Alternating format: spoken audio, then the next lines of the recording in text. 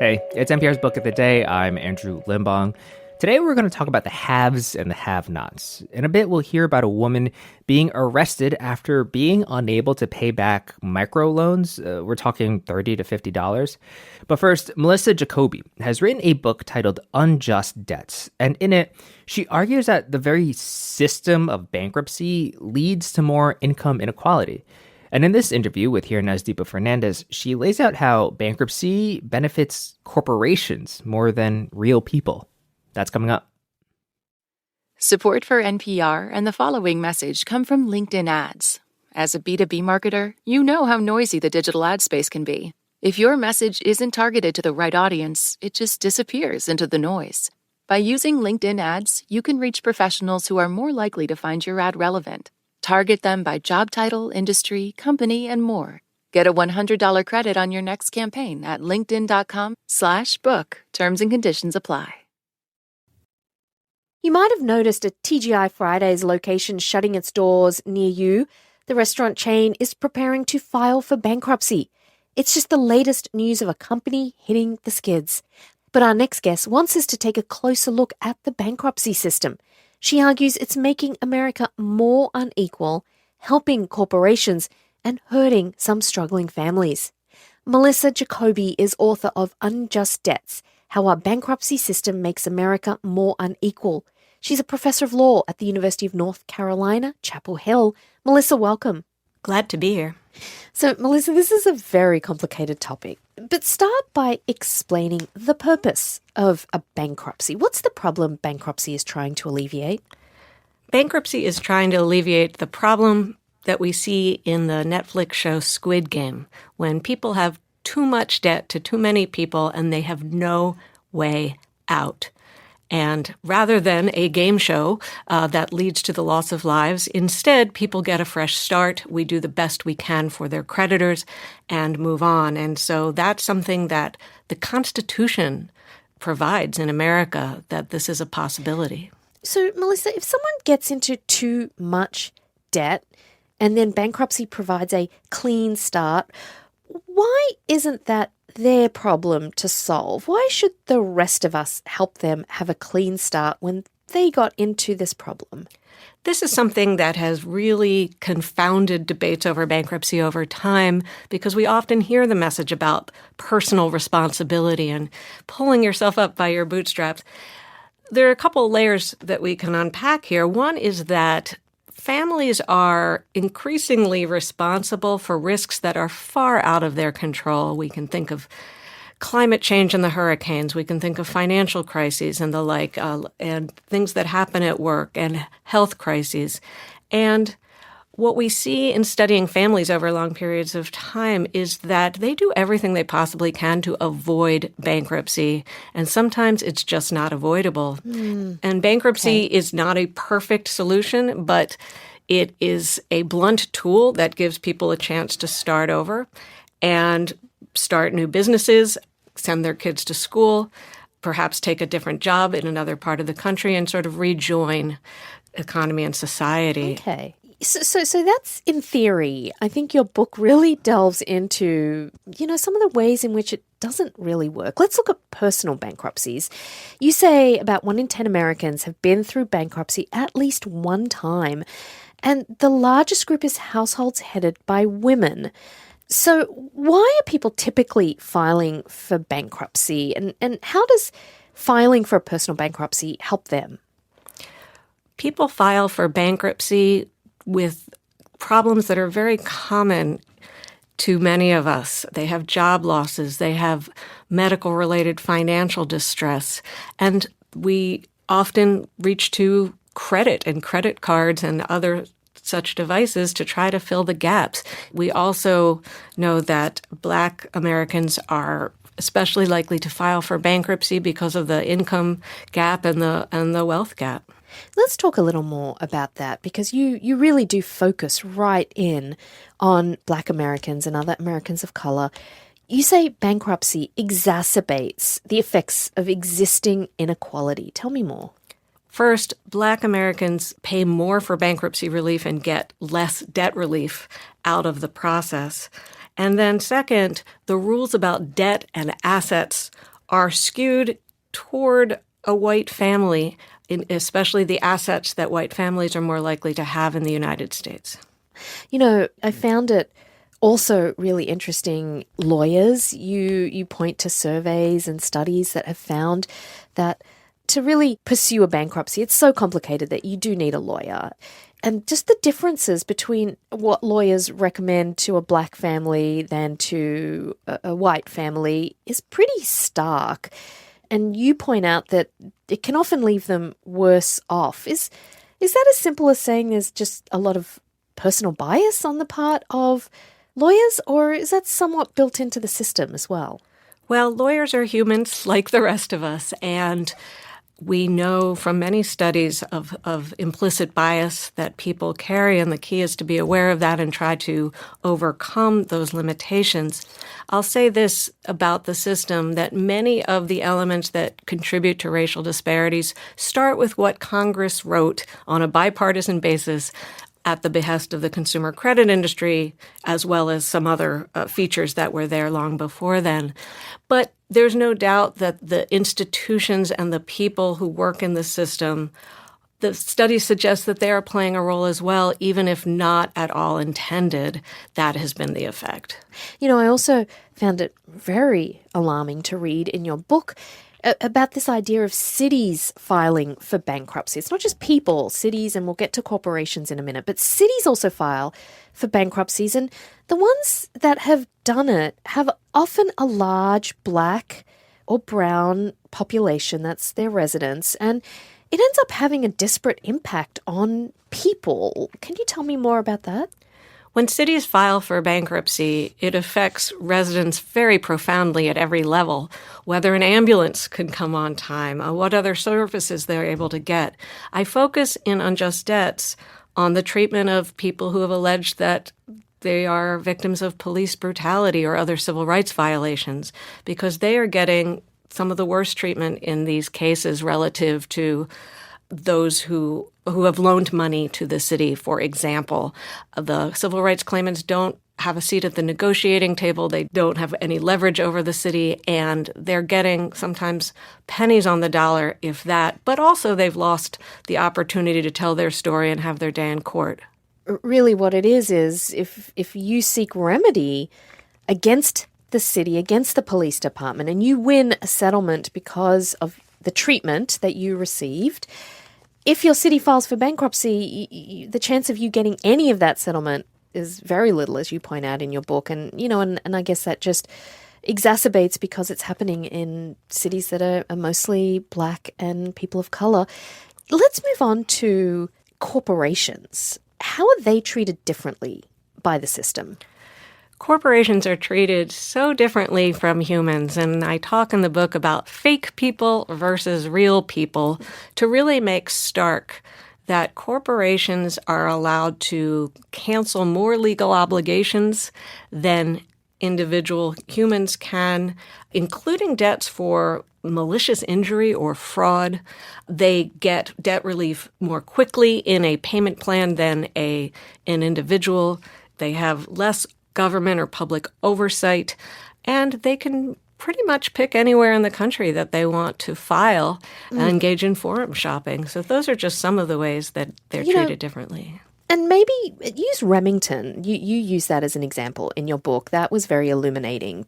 Tell us how Remington used the bankruptcy system and the context. Well, Remington is an ammunition and gun maker that went through bankruptcy twice, and its second time specifically ended up halting the trial of Sandy Hook families, trying to argue that the company had some responsibility for the loss of their loved ones in the Sandy Hook tragedy. And this reminds us that our legal system treats all sorts of wrongs as boiling down to money.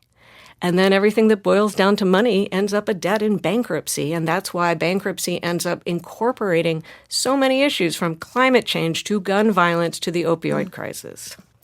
And you do bring us back, you mentioned it earlier, but bring us back to 2005.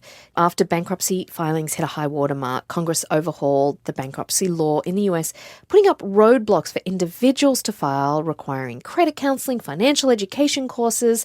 And you're critical of this throughout the book. I'm wondering, should there be some way to separate out people who file for bankruptcy because of a disaster or medical debt from those who maybe made poor financial decisions and then corporations?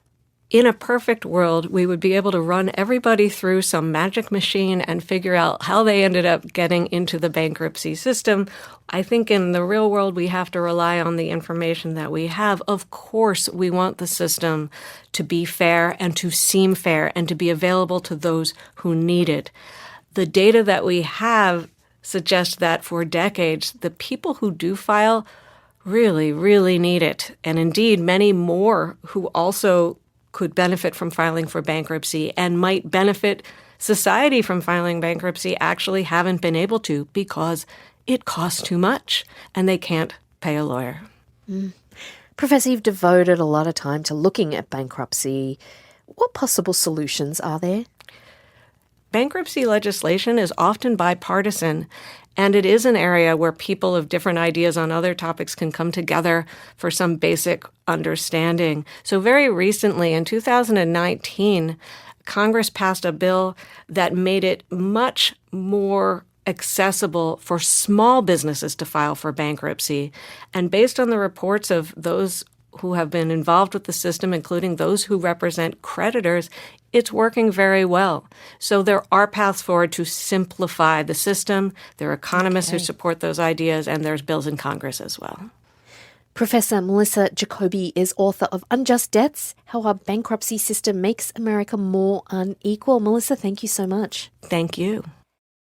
This message comes from Schwab. It's easy to invest in ideas you believe in with Schwab investing themes, like online music and videos, artificial intelligence, and electric vehicles. Choose from over 40 customizable themes. More at schwab.com.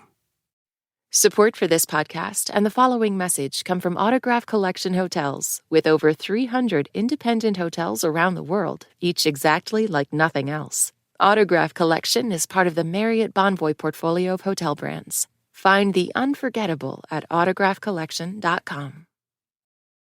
Listening to this next interview, I kept thinking of that phrase, the road to hell is paved with good intentions, because it's about microcredits. These are small loans that could, in theory, help lift people out of poverty.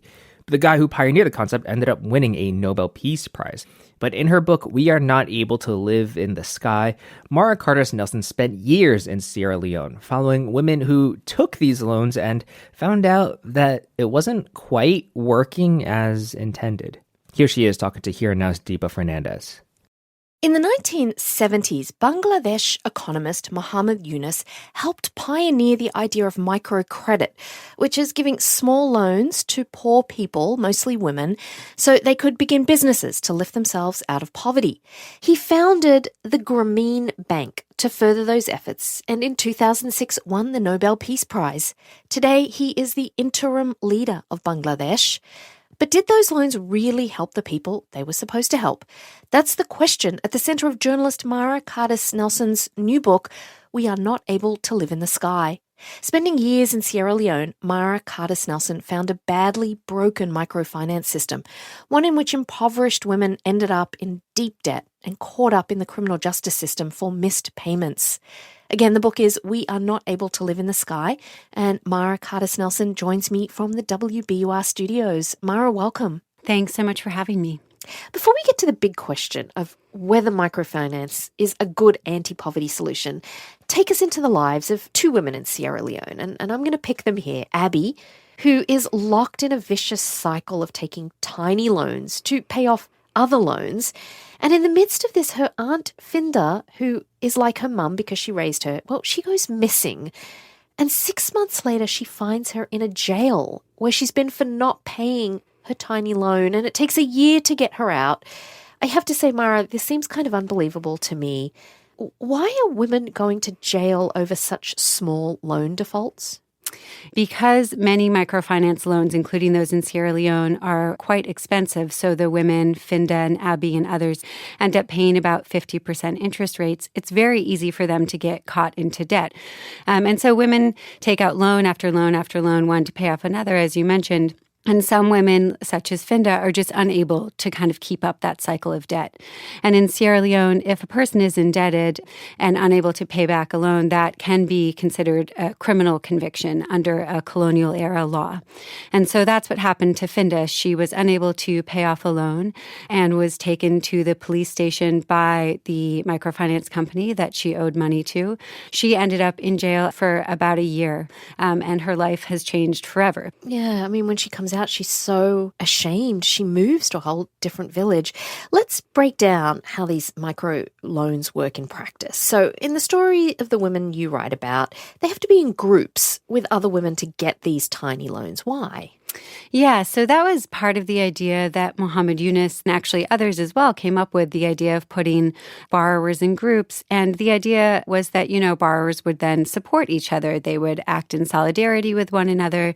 They would help each other figure out how to use these loans, how to pay off the loans, how to start small businesses. And in practice, how did that work out? In practice, so instead of it necessarily being in solidarity, the flip side of solidarity is competition, right? So if one person in the group is not able to pay off the loan, which has happened in many cases, there can be a lot of competition between the women in the groups and a lot of social shame as well. So, one woman pays off a loan, another doesn't. It brings potentially the whole group down. And so there's a lot of shame that I saw among these women. And often the poorest of the poor, the women who Eunice and others really purported to try to help, were the ones who were the most likely to face that social and economic exclusion in these groups. So the loans are intended to help women start small businesses. Strikes me that $30 or $50 seems really tiny amount to do this. But then the jobs the women have tell us a lot about the available opportunities. One woman sells buckets of broken rocks to wealthy people who are building their homes, and they drive by this quarry where the women wait in competition with each other to sell their rocks. And this woman has to make $1 to $2 a day to feed her family of 5. How does a microloan help her? Yeah, in the case of that woman, her reason for taking out the microloan was to be able to buy more large rocks from the people who take rocks down from the top of the quarry to the bottom for her to then break into tiny pieces. But essentially, the loan very quickly was just kind of deviated to pay for food, for medicine, for things for her family. This woman is in such deep poverty that those kind of daily needs become at the forefront of what she's thinking about with the loan. And because it's so hard for her to, as you can imagine, selling a bucket or 2 or 3 of rocks a day isn't particularly profitable. It's really hard for her to make enough money, not only to pay off the actual principal of the loan, but certainly to meet those interest payments of around 50%. Why are the interest payments so high? That's mind-boggling. It seems, here we might call that predatory, 40, 50%. That's actually considered pretty low on a global, considering the global microfinance market. So the highest rate that I saw was 250% annual interest rate. The argument there is that they need to be above commercial rates in order for this to be something that's for microfinance organizations to stay afloat and for more and more people to access loans. But then, there's also the starting fees that you point out, a booklet fee, membership photo costs. Like there's all these other costs that you have to pay just to get this loan. And then there's this rigid repayment schedule. Let's go back to Abby, who we started with. She was buying shoes for cheap and selling them at a markup. And her repayment was $3.50 a week. Why was that hard for her? So the kind of core problem there is that she had to start paying off the loan the week after she took it out. And the other is that even though a country like Sierra Leone is poor, that doesn't mean that the goods that are sold there are cheap. So her costs to get the shoes, to bring them back from a city to a village are really expensive. And so within a week or two, she was already underwater. Okay. So let's pull back here. There are many women who are underwater, struggling. But yet, on a global scale, this has been celebrated as the solution to ending global poverty. Let's go back to Muhammad Yunus. Many people might think of him as kind of an economic genius, a saint, even for saving millions of impoverished people. Yet, midway through your book, you quote a loan recipient whose phone pings one day with the news of Muhammad Yunus's Nobel win. And he says, and I'm quoting here, the world's biggest loan shark just got a Nobel Prize. Untangle that for us. There's kind of two ways to think of Yunus. There's one is that, as you said, kind of in this celebratory light, and he did win the Nobel Peace Prize in 2006.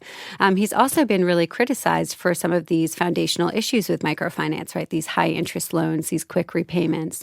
There's been a lot of concern over decades, actually, that we don't hear about as much here in America, but certainly is talked about on a more global scale among academics, researchers, journalists, and borrowers themselves about what this is doing to poor people and this question of kind of a poverty trap, a debt trap that's being set up. So let's focus on the US for a sec, because I want to ask you how important the US was to the spread of the microfinance movement globally. You describe it here in the US as kind of the ultimate bipartisan solution to poverty. And I'm going to quote your book here.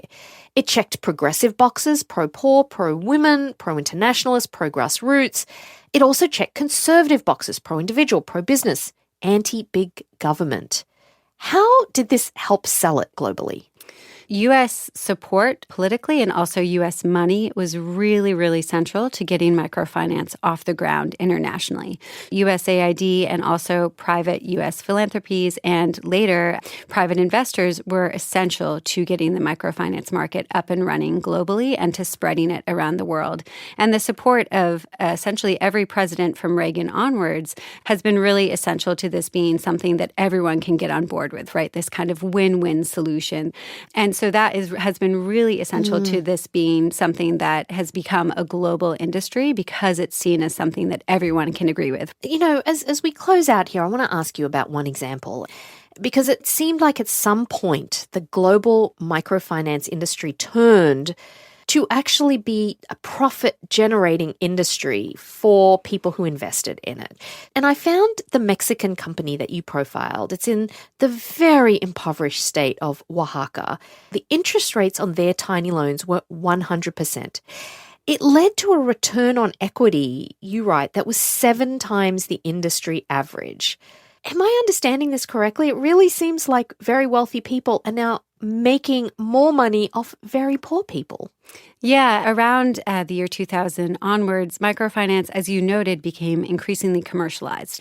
And the idea there was that would allow microfinance to be more sustainable, right, decoupled from government funding. But as you note, private investors were really driven by the idea that they could make money off of this with the high interest rates, with the quick repayment periods that we spoke about.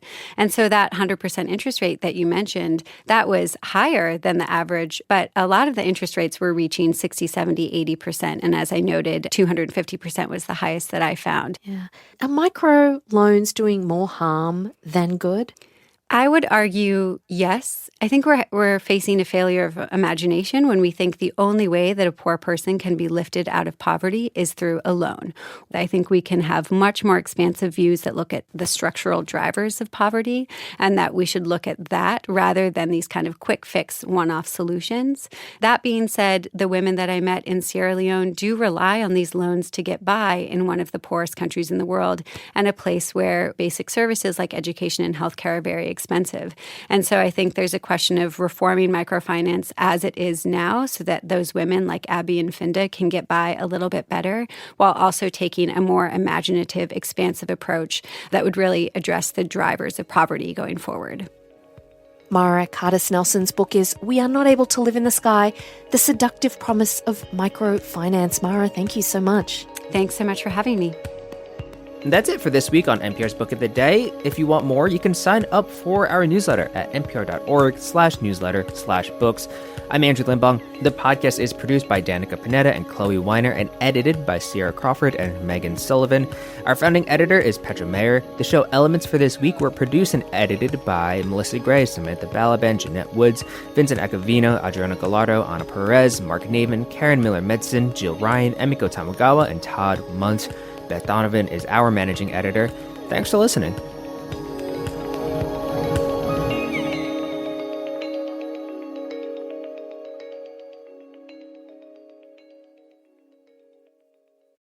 This message comes from NPR sponsor Rosetta Stone, an expert in language learning for 30 years. Right now, NPR listeners can get Rosetta Stone's lifetime membership to 25 different languages for 50% off. Learn more at rosettastone.com/NPR.